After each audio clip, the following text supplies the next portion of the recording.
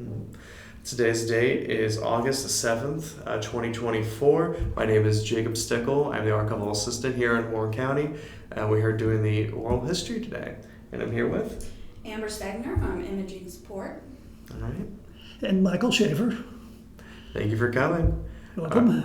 Glad to be here. Thank you. And I suppose we could start off with the early history, or early life, rather. All right. Well, my youth was fairly boring. I was born in 1948. Went to school in Franklin, lived in Franklin all my child life. Graduated in 1966. Went to College of Applied Science in the fall of '66. What university was that at? You said for applied science, but... Ohio College of Applied Science, which is now part of UC. Ah. When it was also called Ohio Mechanics Institute for anybody who's been around that long. But I did that. And I was only 17 when I started because Mom started me to school early. When went to school, just before I graduated, a lot of companies came in to talk to us about careers, and one of the places was a Mound Lab in Mimersburg. They did work for Atomic Energy Commission, and so they offered me a job, and I took it. And about this time, I get that greetings letter from Selective Service, because this was the Vietnam era, and believe it or not, my draft lottery number was 7. It didn't really matter because they took everybody from Warren County every year anyway. But when Mound Lab found out that I got my physical letter, they immediately contacted my draft selective service here in Lebanon and says, hey, we got dibs on him. So I was deferred from military service because of that, and I really did a lot more good for the country serving the capacity I did, or working the capacity I did up at Mound Lab, because we did some pretty highly classified work, and with my background and stuff, I got into a lot of things there. But anyway, I worked from there from '68 to '75. Yeah, '75 they cut our department back 30%, and I was loaned out to another department, so I was one of the first 2 to go. But at Mound, I did get involved with the emergency brigade. I worked with an engineer who was really big in volunteer fire department. So I got a lot of training. I joined the emergency brigade working with him, got a lot of specialized training for that location and general training. And then when I turned 21, I did go to Franklin's, at that time they called it Franklin Emergency Squad, now they call it EMS. EMS wasn't a term back then, but I went with both the fire department and the emergency squad as the volunteers. And one of the things they started back in then was they wanted to have squads be able to push drugs, and so they needed to train people to do that. And the idea of the emergency medical technician is what they come up with. And that went from training from 35 hours training to 60 hours classroom training, 16 hours hospital training. And then, so I went to that program. So I'm one of the originals. Not the first year of the EMT program, they called them EMTA, Emergency Medical Technician Ambulance. Nice big patch and everything. I was in that group. So I'm one of the originals. I think my 1200 was on my ID number for there. So I've been involved in that since then. Med squad for a while. While at Mound, I opened my own business, retail electronics store, which sold a lot of CB radios, police scanners, etc. That brought a lot of police in to look at and buy and hang out and stuff. And they got me interested in ride-along programs. And back then it was called Emergency Police, Warren County Emergency Police. Basically, we had a uniform to wear, we carried a nightstick, and we were qualified on the shotgun. But that's the only training that we had. But we were volunteers. We went out and either rode with the special deputies or the full-time. But a special deputy was a deputy that had been certified as a high peace officer. The sheriff hired as a deputy, but in a voluntary position. They got $1 a year to cover their workman's comp claim if they had one, and they worked because they enjoyed working. And when the sheriff was short of full-time deputies, they would call on the specials to come out, take cars out, and patrol the county and do whatever needed to be done. I ended up getting that program. I got laid off of Mound, and I got into Dayton Police Academy. University of Dayton Police Academy, and received my state trade and industrial certification for a peace officer. Sheriff then asked me to work for him part-time because the department, Warren County Sheriff's Department, was small in numbers, and it was tough sometimes to get specials to be able to work a full week at a time to cover a full-timer if they went vacation somewhere. So I did that. I didn't work the jail or dispatch. I worked dispatch most, and the road if necessary. And while I was doing that, one of the full-time dispatchers left, and the sheriff says, "Can you fill in until we get a replacement?" Sure, I can do that. Next thing you know, the sheriff comes to me, "Oh, Mike, by the way, I put you down as full-time. Hope you don't mind. I just need to fill the roster out." And I says, "I'm losing my unemployment, so I'll stick around till I get a full-time job somewhere." Okay. Well, 5 years later, I was still in the sheriff's department. One of the things that I dispatched a lot, and I finally got out on the road. That's what my love was, the road. But full-time wise, it was tough. Mm-hmm. Roy Wallace, the sheriff at the time, was a Democrat in a Republican county. He was asked to serve by Republicans to help the department get better, which he did. He did it very well, but he's still a Democrat in a Republican county. Of course, being a deputy, and I was a Democrat. Now I'm a Republican, but a lot of pressure. Matter of fact, they even ended up charging Roy Wallace with some misappropriation of funds and some other stuff, which technically, yeah, but he did what he had to do to keep the department running. And everything was appeared to be, as far as most people are concerned, above board. But the stir to get him out of the office, I think, is what it was more than anything. It's my opinion. But anyway, so one of the part-time jobs I worked, or they call them pay details, because the county paid poorly, and you couldn't live on that salary, so you worked the extra details. Now they call them pay details to Frisch's, or we worked up the racetrack, provide them with security. And one of the places we worked was Kings Island for details, and I worked there quite a bit. They seemed to like me, and I loved there, and so they were after me to come full-time with them.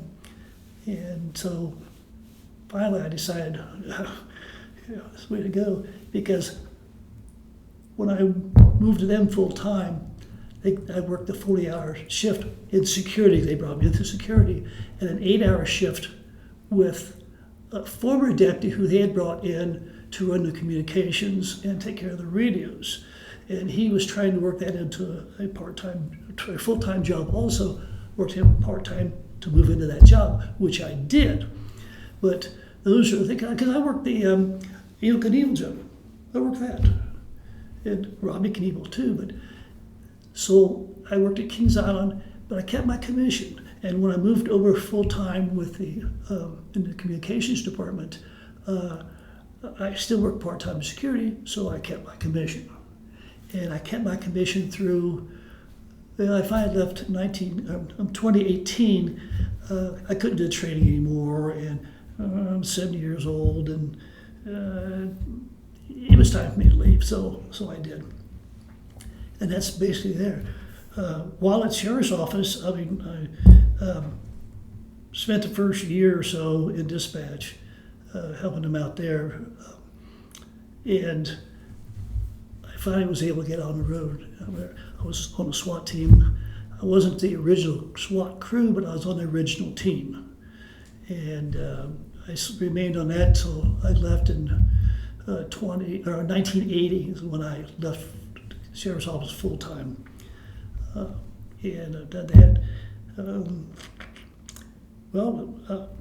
How did the sheriff's office look from when you started versus when you left? Okay, when I first started, we were on Silver Street, 30 full-time people. I included a sheriff, a matron, cook, the deputies, the detectives. That was 30 full-time people. The specials are the ones that helped them through this time. They would come out and work when needed. Sheriff or one of the supervisors would call deputies up, hey, can you come in and work tonight? We're short. Or we have nobody at all tonight, can you come in and work? Stuff like that happens. So these specials were vital to the department at that time. And that's the program I came in through. And when I left full-time, the program I went back to. And I carried my commission at Kings Island. And in 1992, I believe, whenever Tom Harris came in, when they appointed him as sheriff, is when I came back as what they called a working special. That's when I actually went over to the sheriff's office and volunteered my time. And that was my hobby. You know, some people go out and hunt. I hunted 100 people, 2-foot people, 2-legged people, except 4. And I used to compare that to my job, because if you took and you went out hunting, you shot an animal, you had to prepare it and transport it back to your car, load it up, and take it home. Well, as a special deputy, if I needed to arrest somebody, I did. But I could file charges, or the full-timer I might have been with would file the charges, and I might come in and testify, I might not. So basically what happened is I got to shoot the deer, or the bad guy, so to speak, and I didn't have to worry about taking it back to my car or doing anything like at all. So I had all the fun parts of the job without the major responsibilities. But I work quite a bit. As a special, I put more hours than anybody else, because that's what I like doing. Mm-hmm. I hated full-time. No problem, just had a timer set. All good. Would you mind turning your phone around so we don't have to worry about any more flashes coming up, you know? Sorry. No, it's you all hear good. well, you needed brightness. So, you know, the fun parts of the job, and getting here, like I said, I was on the SWAT team. I did a lot of special activities. I worked with the K-9 team. I didn't have a K-9, but I worked with them in training quite a bit, because I enjoyed working with them. And Bill Spurlock's name I'll throw out there. He had a dog named Saber. Smartest dog, smarter than most of those. I mean, we got in training and stuff. If we messed up training, the dog would look at us like, are you stupid or something? That's not the way you're supposed to do it.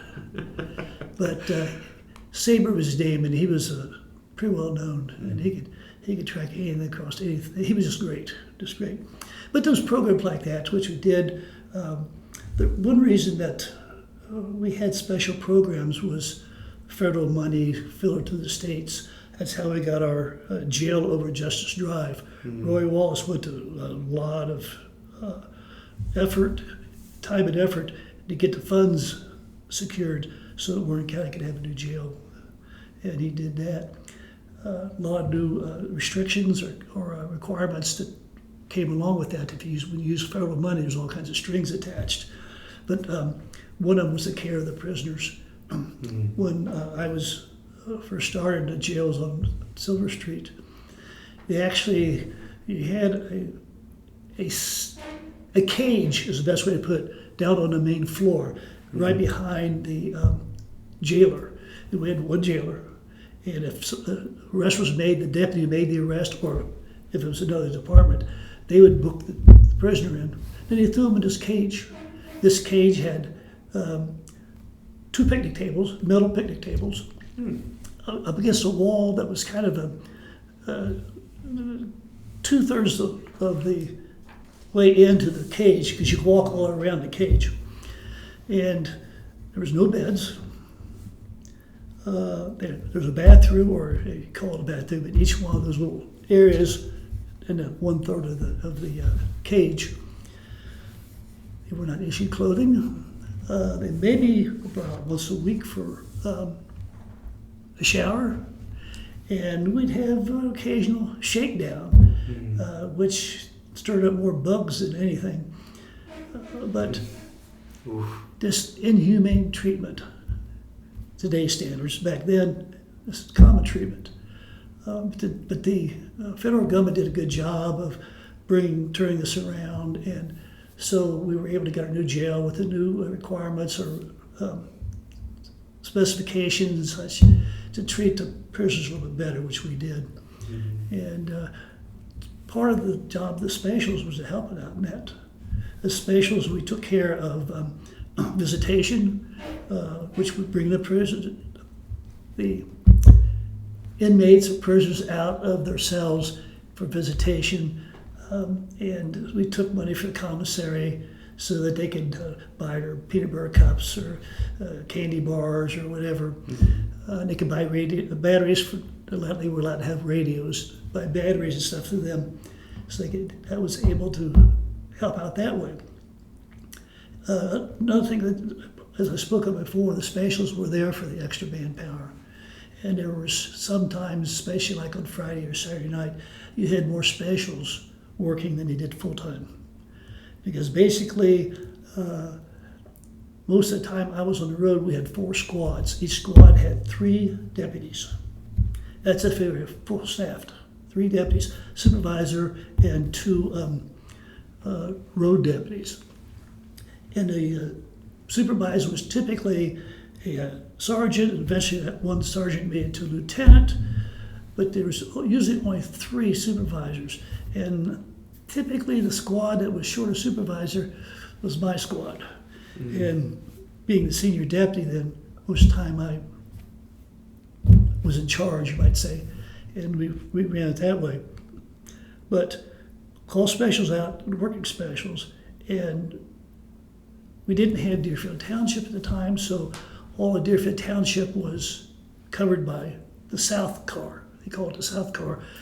North was anything north of Main Street or 63, across Wilmington Road, across Warren County. North of that was north, south of that was the South Car. Then you had a supervisor which floated and did backup where it could and where necessary.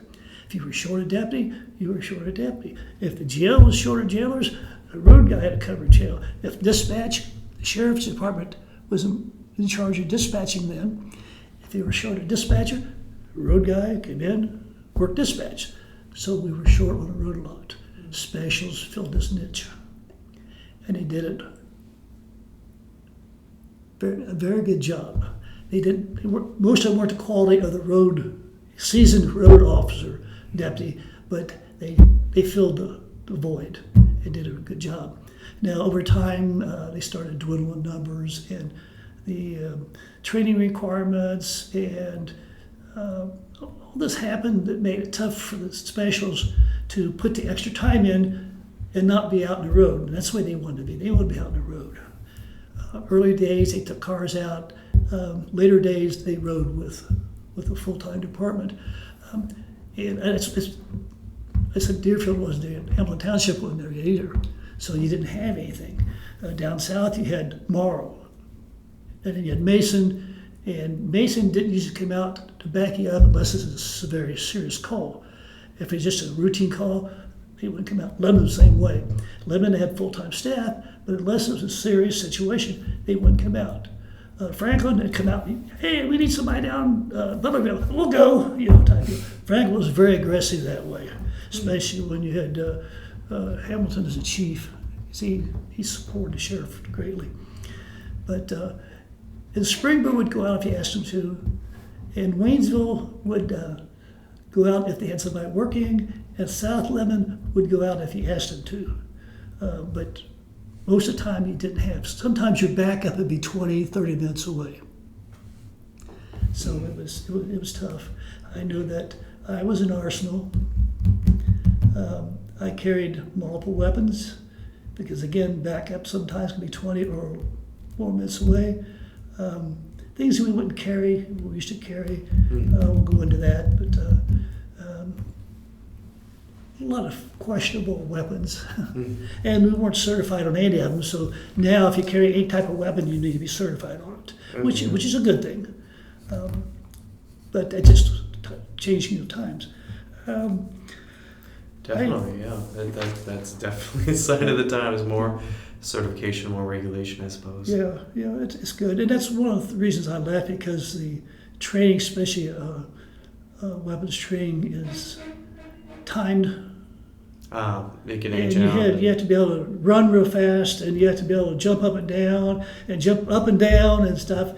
And it's timed, and that was one of the things I was starting to have problems with, getting up and down real fast because of my age and my physical condition.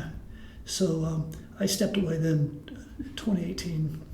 Do you feel like you would have still kept going if you were given more of a...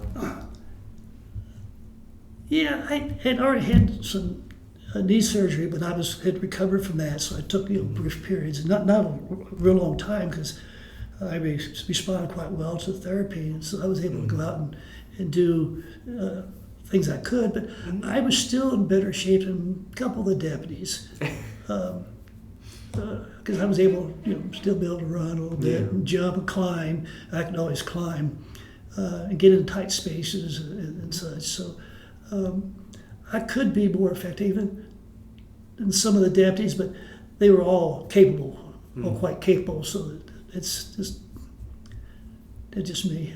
But I was ready to step away, and the deputy I worked with most, because we always work with somebody, didn't want me to leave. And he knew me well, and he knew I could take care of myself. But it's questionable sometimes if I went out, other deputies might not know me as well, figure they had to babysit me. And I didn't want them deviating from their safety to make sure that I'm safe. I want that deputy to take care of himself, I'll take care of myself. And we'll take care of each other, but one-on-one, and then you work together. So there's a point that I didn't want to get in the situation that them worried more about me than they worried about them. So I stepped away. Yeah, but I'm a first responder. I picked up in 1968 when I worked up Mound. I got on their emergency brigade, and I was a lot of training there. Ran Franklin Fire Squad. When I went to Kings Island, I was on their emergency brigade. Of course, being with the Sheriff's Department, that's first responder too. So I was first responder from 1968 to 2018. So that was interesting too. Was there anything else you need to talk about? I was going to ask if there's something that you like. What is something that people don't know about your position that you held that you would like to talk about?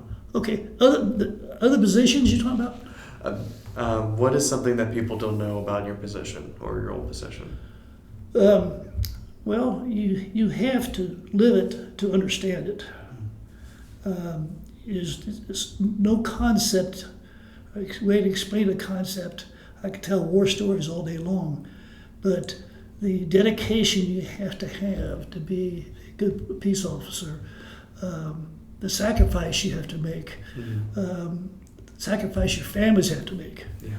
Especially when I was full-time, the pay wasn't very good, worked the extra details, I wasn't home a lot.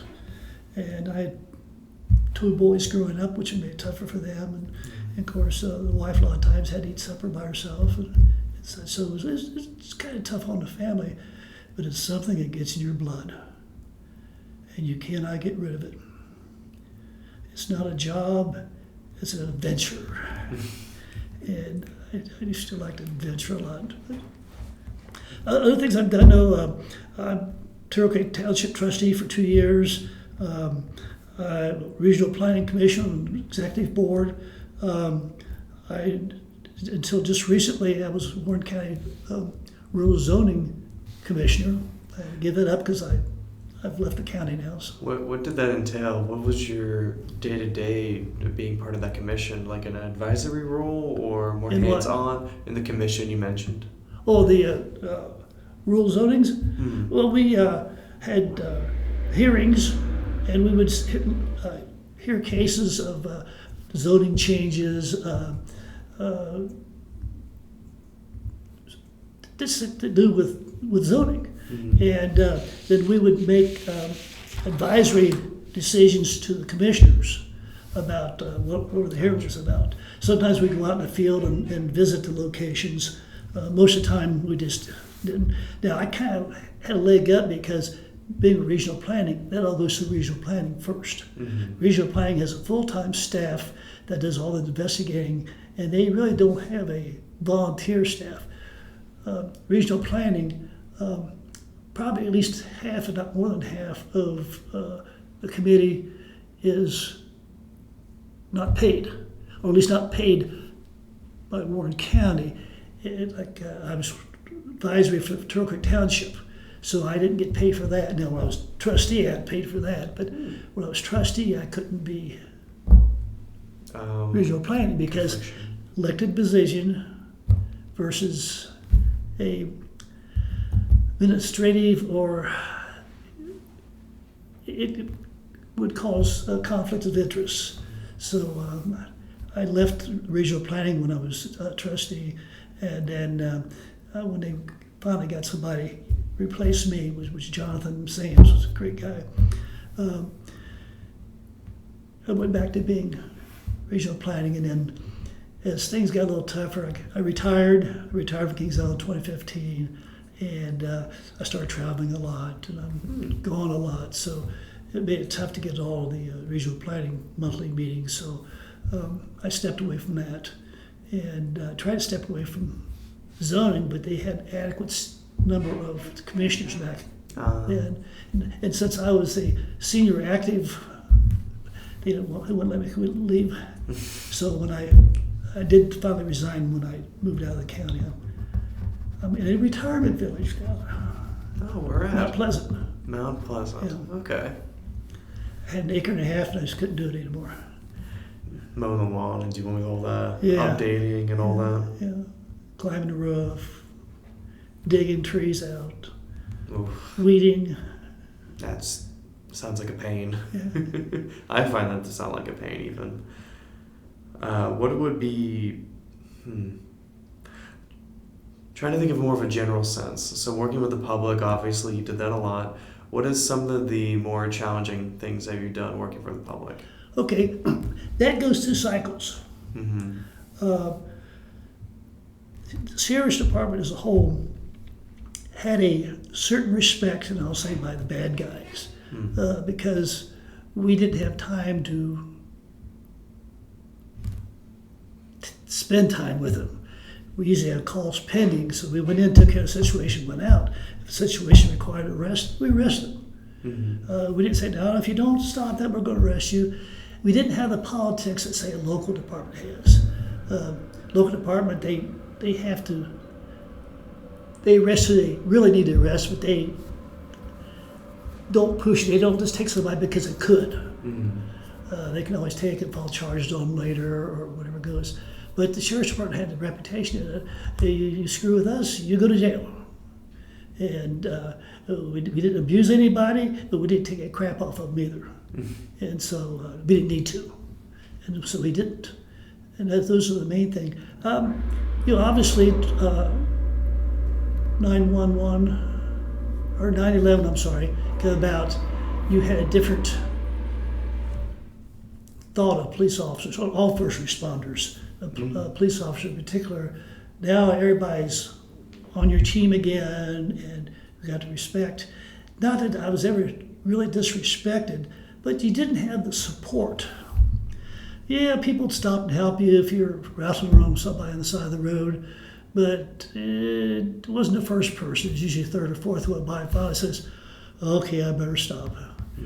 Whereas after 2001, everybody's wanting to help.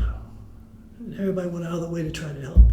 Now, that's died off a lot lately, and you've got groups now who actually make it difficult to try to help police officers. Definitely not stylish anymore. But from day one, I was supported, and some of the best support I ever got was from people who I had arrested in the past. Really? You treat them right, they'll treat you right. Example, I went in one time we had a drunk in a bar and give him all kinds of problems. So I went in and thought, "You have to leave." "What if I don't want to leave?" "Well, I'm afraid you're going to have to. There's no choice. You don't have a choice." "Well, you think you could take me and Jack, Bob and Bill or anything like that?" "Well, probably not, but I can make a radio call and there'd be enough people here to take care of all of you, everything else." Some guy I arrested in the past said, "I didn't think he'd like me a lot." I walked up and says, "Oh, that's Deputy Shaffer. He's a good guy. Go with him." "Okay." It happened like that. So some of the best respect was from people I'd arrested in the past, people I've dealt with in the past, because they never call you if they're having a good day. It's always the situation. And that was kind of what we did. We handled the situation, and if they had time, and I always try to make time to work with them, give them some advice, guidance, whatever.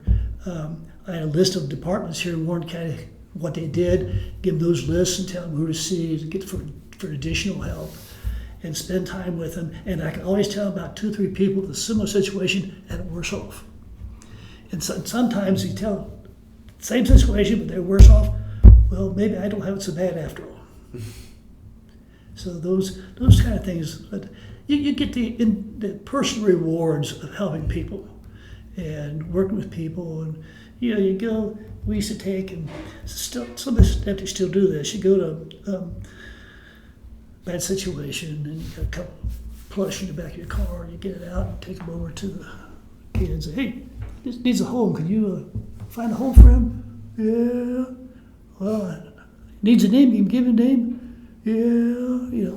It helps out. And that was a prelude to their program. Yeah. And their program, I didn't work on their program. That came along after I came back as a working special. And I worked with Alicia Elliott. Elliott was the first major DARE player here in Warren County. She was great. I worked a lot with her on that. But they get to know that yes, but some deputies work in some of the schools and stuff. They call them resource officers. So they're working directly with people in schools. And the DARE program goes more to the younger schools versus the resource officers, are typically high schools, sometimes junior highs. But they get to know, these kids get to know the DARE officers. And you go out into trouble area or something, and one of the little kids come up to you and say, "Do you know Deputy Elliott?" "Oh yeah, I do real well." "Well, she came out to our school and talked with us. She is really nice, Great program. And when the commissioners talked about doing away with that program, they almost had to escort me out of the council meeting. Oh man, yeah, that would have been a bit rough because you had that association with the officers for a long while.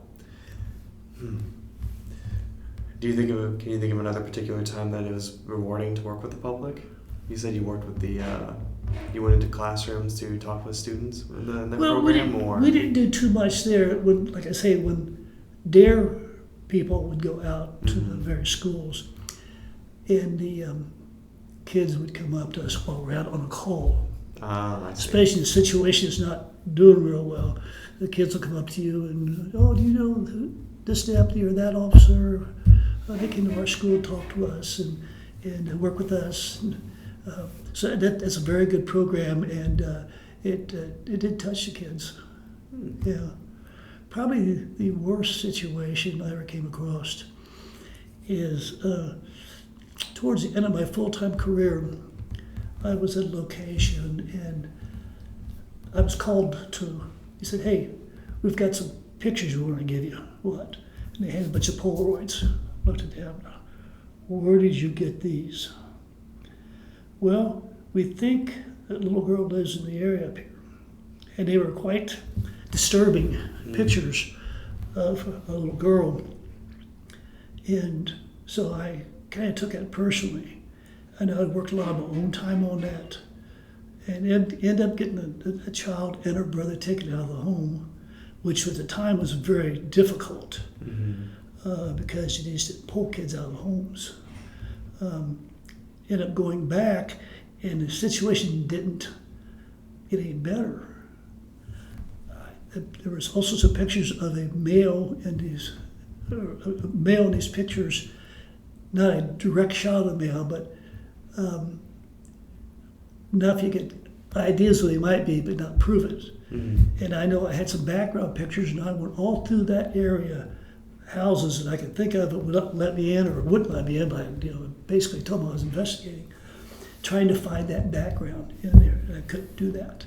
But there is one particular person of interest that he I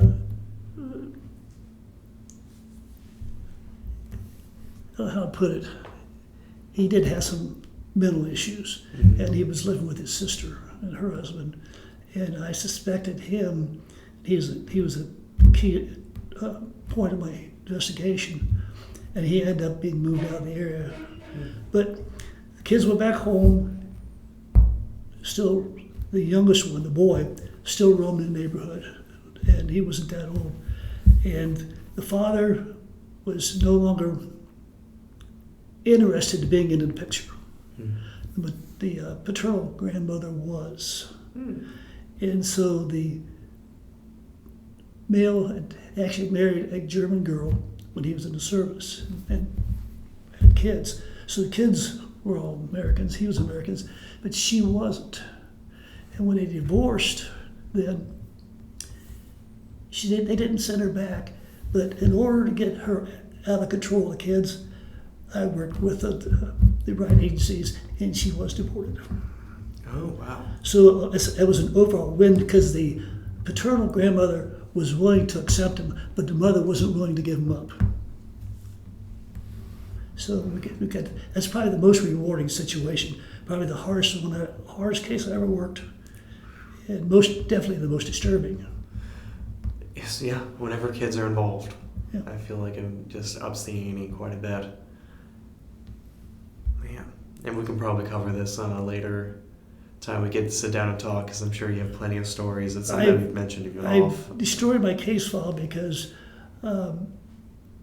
it's been a city of time. But in fact, those pictures could be considered illegal to possess now, even though they were evidence. Yeah. And that's in the day we didn't have a large evidence room, so the deputies carried their evidence around their trunks in the car, or in our homes.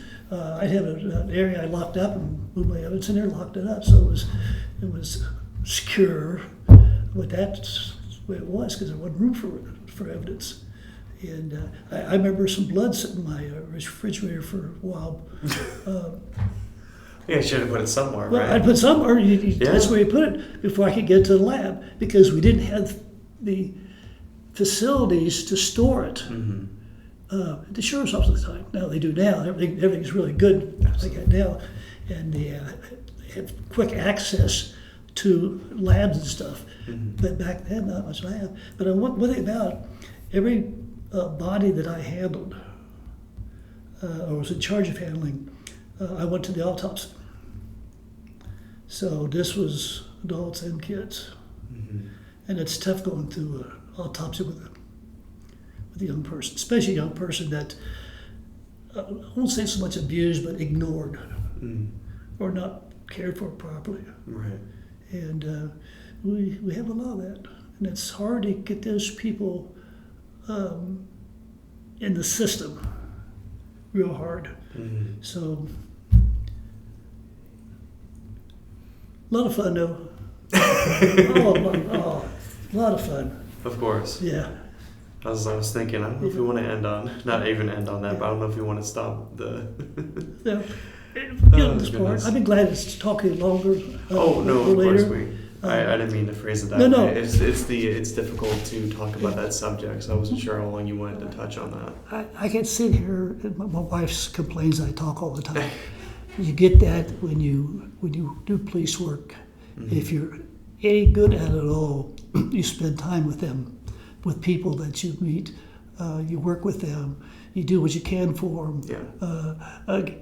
They'll call you up at home and having some problems, and you'll go. One more story. We had a guy that I used to work with up at Mound, and he was a biker, and he was we'll call him a typical biker. He was a tough biker, Mm-hmm. and as big as they come. And I worked with him up Mound. He got along well there, and I know that I went to one time to serve him some papers because he had his share of problems. And he says, Mike, he says, you really need to call before you come over here. He says, if I've been drinking, he says, you would not be safe. Mm-hmm. So I thought, okay, that's fair enough. So I started doing that. And I told the sheriff's secretary who received all the warrants and civil papers, get this guy offside and give him to me like I'm was next. So she did that. And I would call him. Hey, I got papers for you. Don't come over now. Okay. Or, yeah, you can come on over. Or I'd get a call. Yeah, you called me last night. Yeah, you can come over now. And sometimes I wouldn't I had my cruiser home because we took our cruisers home. Mm-hmm. I just grabbed, because I had the papers in the cruiser. And I'd jump in the cruiser in my plain clothes, drive over his house. And he'd come out. Do I need to get him back? I mean, do I need to arrest him? I says, no. And if he did, I'd say, yeah, here. I'd hand him the handcuffs. And he'd put the cuffs on and climb him back. Oh. All right. Then we got to jail. I'd cuff him in the back like that. But that's some of working with people. Some ways you can do that. After I left, and they went to arrest him on something else, he ended up getting a big fight out of the front yard. His dad came up with a gun, and they shot his dad and killed him. Wow.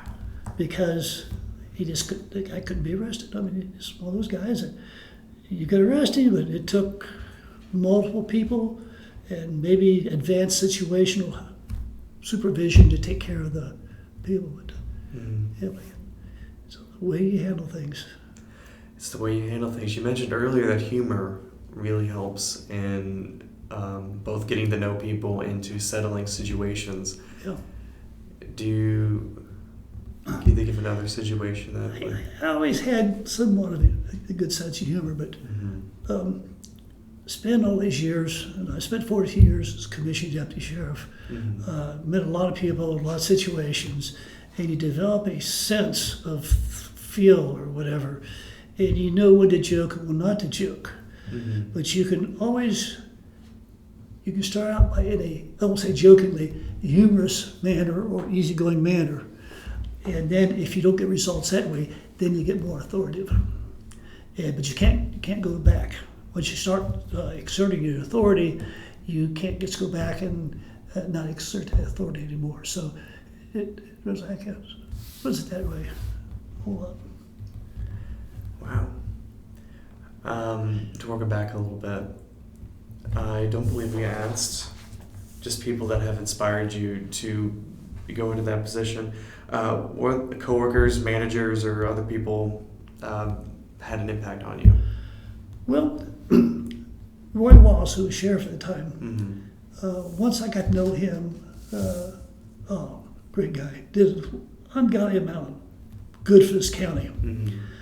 He was probably real good. But all the people I worked with, one of the earlier supervisors I worked with, his name was Jim Quinn.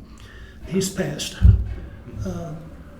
And he was quite, if I got in trouble, he would handle it for me. Unless I got in trouble, you always, you you do this, you do that, and somebody complains or whatever, and maybe it wasn't the best choice of what to do at the time, but it was the choice you made or what you thought was the best choice at the time. And then sometimes you have to talk about it, and sometimes that's with supervision, and sometimes it's with the sheriff. Arrested sheriff's nephew one time. Quite a bit. Yeah. What do you miss? What do you miss working? What do you miss most about working for the sheriff's office? The best part of working for the sheriff's office was being out there. You know, you don't want to see a bad accident. You don't want to see a shooting. But if it happens, you want to be there, or you have this. Oh, I got to be there. You know, that's not too far away. I'll just swing around that way and see if I can help, type of thing. Yeah. You want to be part of it, and that's part going back to what I said. It gets in your blood, because when I was first full time, before I went full time, the deputies were typically a deputy because that's what they wanted to do. And it wasn't a job to them. It was a gap they needed filling in their life. And they were very dedicated, very aggressive, very caring, thoughtful, controlling situations, good at that. Just people that you want to know. Other people I work with, I know we're talking about Barry Riley. He probably made the biggest impact on me because at one time, his step up to the department, he was a sergeant. He was in charge of the specials, and we worked together a lot and trained a lot. And he was really, really good at that too. Anything he did, he was good at. But he probably has probably gave more inspiration than anything. Because I say Zip, they call me Zip, Zip, this and that, and I know I related to that situation. I won't go into now, but he was good. But a lot of deputies. Tom Harris was one that I had a lot of respect for. I worked with him on the road. He was usually the supervisor of the post 83 on the shift I was working, and I was usually supervisor of the shift I was working. So we worked close together because they were short of people, we were short of people. So if we need extra help, they need extra help. Let's call back and forth. We had an accident. Okay, we'll go out and either handle the accident for you or handle traffic while you handle the accident. We got a fight at the bar. We need some extra unit. OSP would send a unit down, and it was usually him that show up.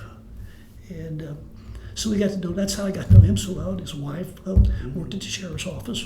They first moved over to Justice Drive, and then she moved to Kings Island. When I moved to Kings Island, I knew her from there too. So.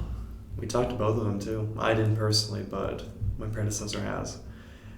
It's really fun to see how it all meshes together fully. And I believe, in fact, we have Tom Harris's old uniform, not his day-to-day, but I believe his parade outfit. So what have you been doing since you, I don't know, do you want to call it retiring? Because I feel like you've been going back and forth between that and, well, working retirement, right? Yeah. How's that been for you? Well, since I've retired from everything, well, recently the regional planning, I've recently moved, and that's taken quite a bit for me to do because I had to get my house ready to sell. Yeah. Took advantage of the bull market. Yeah, that's a good move. And I probably would have waited a couple of years, but an opportunity to move into Mount Pleasant, a nice place, and then move my house at a very good price and everything. So I had to do that. So I've been busy doing that. Now I'm busy setting my new home up and everything. But I find myself, we went to bingo last night. Oh. And then Monday night we went over, they had a guy who was used to open for groups, concerts and stuff, that he's retired and still in the area, and he's very good on the guitar. And we sat around, he sang a bunch of 50 and 60 songs and stuff with Dad. And they have wine parties. I'm not a wine drinker myself, but my wife is. I'm sorry.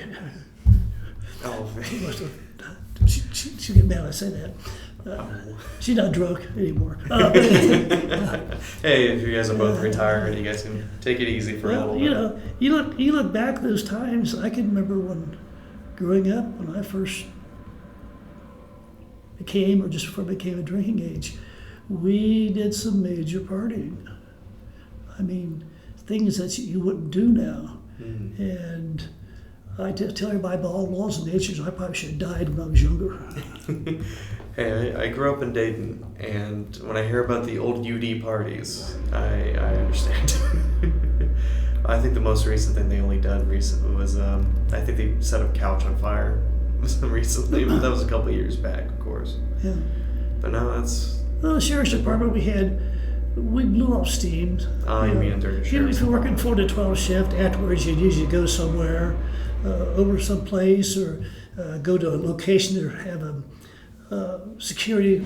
After one of the deputies working security for something, and go hang out there and get a bunch of people together and everything. And sometimes there's some drinking involved. But and I was telling you before, they didn't have portables or very reliable radio systems back when I was on the road full time. Mm-hmm. And most of the full-time deputies had their own radio, county radio. Well, their radio on county frequency. Mm-hmm. And I remember them calling me before. I mean, working 4 to 12, next thing I can say, 821, my number was 821. Yeah. Are you going to be home before your wife goes to work? Yeah, I'm on my way home now. So they don't do that anymore either. You Sure. might get together for a barbecue or something, but There we go. you The don't. cards. You don't have they refer to them as choir practices. Mm. That was a term from a movie, and that's basically a bunch of police officers getting together and blowing off steam and drinking a little bit. Yeah, sure. Yeah. What a fun name for it, though. What advice would you give to current deputies out there? I noticed a not as depth of dedication as in the past. I know good deputies, I'm not saying it at all. They get the job done and everything else. But you don't, the extra steps that we used to take aren't taken anymore. Number one, they're usually busy and don't take the time. Number two, it's difficult sometimes to take the extra time because you worry about infringing on policies. I mean, there's ways around anything, but there's stricter guidelines now. There's more social stigmatisms on things that are done that makes it a little more tough to do. Still, though, I don't care if you hate that deputy over there, if he's in trouble, he's my best friend in the world right now. Probably wouldn't eat dinner with him, but if he's asking for help, I'll knock the walls down to get to help him, and that's still there. That's still there. And when I first night I rode as an EP, the deputy I was with says, I looked at my list of signals and codes. We used to use signals and codes. And he says, "What's the main code on there that you're going to pay attention to?" Man with a gun? No, it's a signal 40 or code 44. Officer needs assistance. Oh yeah, he says, if we get that call, he says, this cruiser will take the quickest, fastest route possible to that location. He says to help. And I thought, well, sounds right to me. and that's a true story. I've been able to drive through places in mud that I would never have been able to drive through if I had been trying to back somebody up. Not that I would do that, but It had to flip the switch. You go into I won't call it tunnel vision, because you still have awareness of your surroundings, but you are so focused on getting there that you sit there. I know one time we midnight shift. I was sitting, another guy and I was in the office, and the trooper was down on 3C Highway in 20 Mile Stand, yelled for help.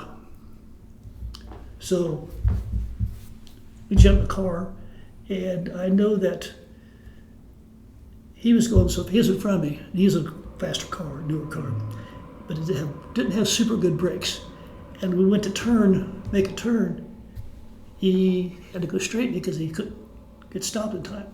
Whereas me, I had a unique way of putting the car sideways in the road, and that stops you faster than you just. 4 wheels this way stops you. 4 wheels this way really stops you. You get doing that, and all I could do is I could see him in front of me. Then this guy's on top of him, swinging at him, and I just can't get there fast enough. I'm pushing down the gas pedal as hard as I can. I'm stuck going faster. When I get up there, now I'm going a little faster than I need to be, and I had a trick. It used to be if you take and we used to have the old pedal for emergency brakes. And if you need to stop or hurry and get out before the car's actually stopping, you put that emergency brake on, and that stops, that locks the back wheels up at park, and you get your seatbelt off, and your cruiser door is open, and sometimes you leave the car before it's actually stopped. And that's what I did, because I can remember I focused in on this officer, and I can remember getting out of the car and almost falling down. I thought, whoa, did I trip over something? No, I'm just going so fast. The cruiser's going faster than I could run to get out of there. And of course, I did the old, anyway, I took him off him very quickly. And I looked down there and I hear, whoa, whoa, whoa, whoa, whoa. Oh, whose cruiser is that down there? It's yours. You were really going. No wonder they just called you Zip at that point. Holy cow! That was a Buddy Hacker role. Eric Von Zipper. He was a motorcycle gang leader. I used to ride a motorcycle. That all fit. A lot of deputies did. I don't know why. Release again of all this energy you build up. What would you like to add? Anything else to the culmination we have here? I could talk forever. In a broader view, we touched on a lot of topics. We talked even an hour before recording this. Is there anything else you feel like you would like to add to the initial? Be respectful of your police, any first responders. If you want to be a police officer, great. But you have to be dedicated. You have to work weekends and holidays and various shifts, which is tough on you and the family. But if you're dedicated and want to do that, it's a great life. Very rewarding life.